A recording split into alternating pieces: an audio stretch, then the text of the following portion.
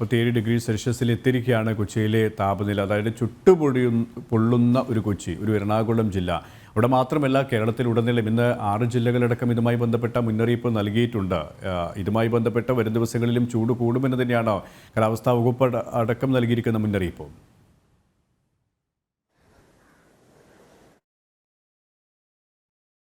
KP Suresh, ഇന്നലെ സംസ്ഥാനത്ത് തന്നെ ഏറ്റവും അധികം ചൂട് രേഖപ്പെടുത്തിയത് തൃശ്ശൂർ ജില്ലയിലാണ്.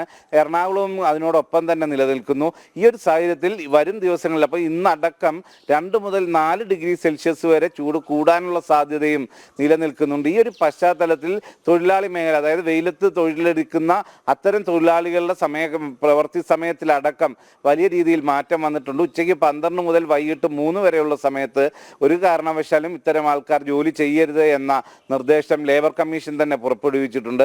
ഇതേ സാഹചര്യത്തിൽ തന്നെയാണ് കുട്ടികളടക്കമുള്ള രോഗികളടക്കമുള്ളവർ ഈ ചൂട് ഏൽക്കുന്നതിൽ നിന്നും പൂർണ്ണമായും ഒഴിവാക്കണം, അവർക്കും അത്തരത്തിലുള്ള ഒരു സംരക്ഷണവും പരിഗണനയും ലഭ്യമാക്കണമെന്ന നിർദ്ദേശവും വന്നിരിക്കുന്നു. അതോടൊപ്പം തന്നെ ഏതെങ്കിലും തരത്തിലുള്ള ഒരു സൂര്യാഘാതം ഉണ്ടാവാനുള്ള സാധ്യത, അതുമായി ബന്ധപ്പെട്ട മുൻകരുതലിൽ ഇത്തരം നിർദ്ദേശങ്ങളും വരുമ്പോൾ കൊച്ചി നഗരത്തിലടക്കം പല മേഖലയിലും കുടിവെള്ള ക്ഷാമവും രൂക്ഷമാകുകയാണ്. ഇതും ഈ ചൂട് കൂടുന്നതിനോടനുബന്ധിച്ച് തന്നെ അത്തരം പ്രശ്നങ്ങൾ ഉണ്ടാകുമ്പോൾ അതിന് പരിഹരിക്കുന്നതിനുള്ള വീഴ്ചകളും വലിയ രീതിയിൽ പ്രശ്നം സൃഷ്ടിക്കുന്നു.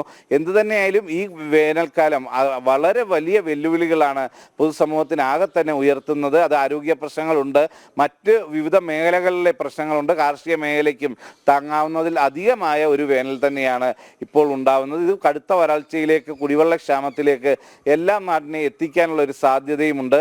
ഇത്തരം കാര്യങ്ങളെല്ലാം തന്നെ കടുത്ത മുന്നറിയിപ്പാണ് ഇപ്പോൾ നിലനിൽക്കുന്നത്. ഇതോടൊപ്പം തന്നെ വൈദ്യുതിയുമായി ബന്ധപ്പെട്ടും വൈദ്യുതി ഉപഭോഗം ഗണ്യമായി തന്നെ വർദ്ധിക്കുന്നതായി നമുക്ക് മനസ്സിലാവുന്നുണ്ട്. അതിനനുസരിച്ചുള്ള വൈദ്യുതി ഉൽപ്പാദനം നടക്കുമോ, പുറത്തുനിന്നുള്ള വൈദ്യുതി ചാർജ് ഇപ്പോൾ തന്നെ കൂട്ടിയിരിക്കുകയാണ്. അത് സാധാരണക്കാർക്കെല്ലാം വലിയ രീതിയിലുള്ള ഒരു ആഘാതമായി ഈ വൈദ്യുതി ഉപഭോഗം കൂടി കൂടുമ്പോഴുണ്ടാവും. അതിൻ്റെ താരിഫ് മാറും. അങ്ങനെ വലിയൊരു വെല്ലുവിളിയാണ് ഇപ്പോഴത്തെ ഈ ഉയർന്ന താപനില. അത് വരും ദിവസങ്ങളിലും തുടരാനുള്ള സാധ്യത എല്ലാം തന്നെ മുന്നോട്ട് വെക്കുന്നത് KP സുരേഷ്. ശരി, സുധീഷ് ഗോപാലാണ് കൊച്ചിയിൽ നിന്നും വിശദാംശങ്ങൾ നൽകി.